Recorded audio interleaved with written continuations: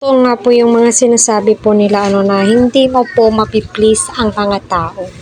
Yung tipong tinitignan po nila yung pagkakamali mo, mga sinasabi mo, kasi dyan daw po nagre-reflect. Ay naku, alam naman po natin lahat na yung mga sinasabi ay may mga sa vlog po yan, diba? Intindihin naman po natin So, yun na nga po sa mga sinabi daw po ni Beyonce ay may mga mali daw po doon. Ha? Bakit?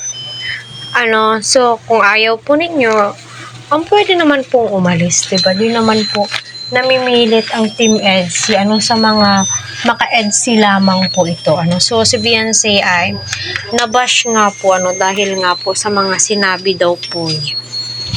Hay nako, kahit yung gagawin mo po talaga, may mga taong ganyan, So, napapagsabihan si Beyonce na humahakbang daw po siya, malandi daw po. Naku, bakit nyo naman pong nasabi yun? Para sa akin, nasa tamang edad na naman po itong si Beyonce. Unang-una sa lahat, alam po ni Beyonce kung ano po yung tama at mali. Alam po ni Beyonce kung ano po yung nakakabuti sa kanya.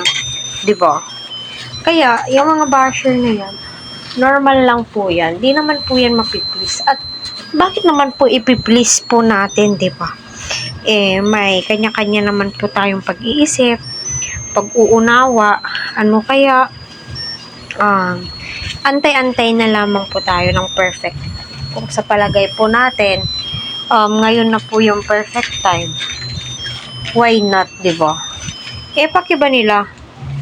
Anong pakialam nila kung yun yung mga sinabi ni Beyonce? Wala naman po masama doon. Kasi, sinabi niya na lang naman kung ano yung nararamdaman niya, diba? Which is, totoo naman. Naramdam naman po natin na totoo na po sila sa isa't isa at sinasabi nga po doon na seryoso ka ba?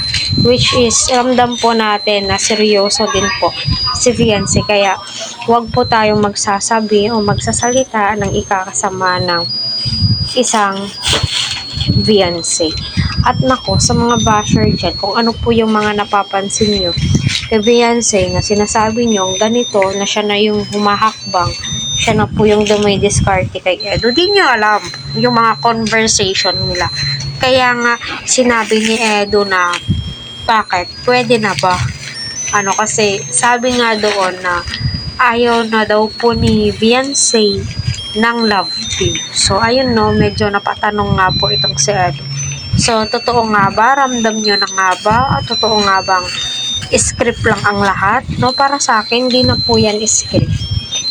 Sinasabi na po ni Beyonce kung ano po yung totoo niyang nararamdaman kay Kalingap Edo, diba?